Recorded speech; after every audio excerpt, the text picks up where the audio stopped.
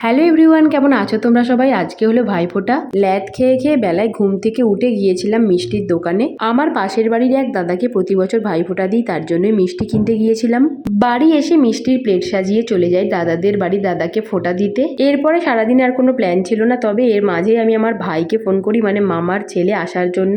ভাই হয়ে যায় আসার জন্য রাজি, আর তার সাথে নেকি বুড়িও আসবে, নেকি বুড়ি দেবে তার দাদুকে ফোঁটা। 11:30টার সময় ভাইয়ের সাথে কথা হয়, তখনই ঠিক হয় আসবে, তারপরেই আমি সব জোগাড় শুরু করি। আমাদের নেকি বুড়ি আসবে এটা বাবা জানতো না, বাবা তো দেখেই অবাক হয়ে গেছে, এই আবার কোথা থেকে চলে এলো। প্রায় 6 বছর পর ভাইকে আবার ফোঁটা দিচ্ছি। আগে খুব মজা হতো মামার বাড়ি গিয়ে। এদিকে আমি একটু শাড়ি পরে সাজুগুজু করে নিয়েছি, ফোঁটা দেবো বলে মিষ্টির প্লেটগুলো সাজিয়ে নিলাম। প্রদীপ জ্বালিয়ে নিয়েছি, ধান দুব্বো, মিষ্টির প্লেট, জল নিয়ে বসে পড়েছি ভাইকে ফোঁটা দিতে।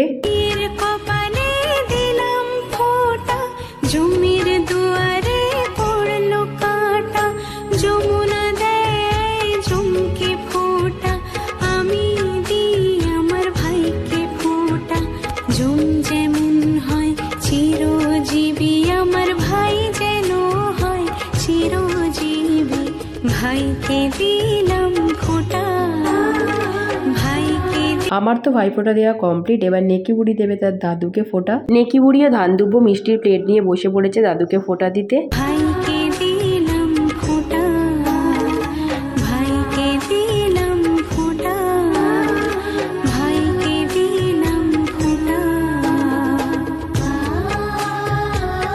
ফোঁটা দেওয়া কমপ্লিট হওয়ার পরে দাদু দারুণ গিফট দিয়ে দেয় নেকিকে, একটা মেডেল।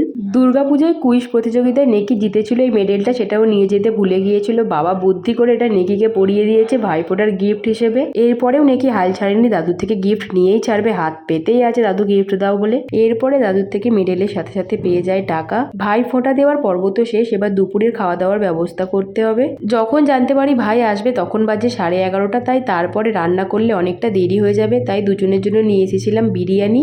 নেকি আর আমার ভাই দুজনে বিরিয়ানি পেলে আর কিছু চাই না, তাই দুজনের জন্য বিরিয়ানি এনেছিলাম, আর আমি একটু পায়েস বানিয়ে দিয়েছিলাম। পুরো রান্না তো নিজের হাতে করা সম্ভব হয়নি, তাই একটু সুন্দর করে নিজের হাতে সাজিয়েই খেতে দিলাম। হঠাৎ প্ল্যানে এইটুকুই আয়োজন করতে পেরেছিলাম।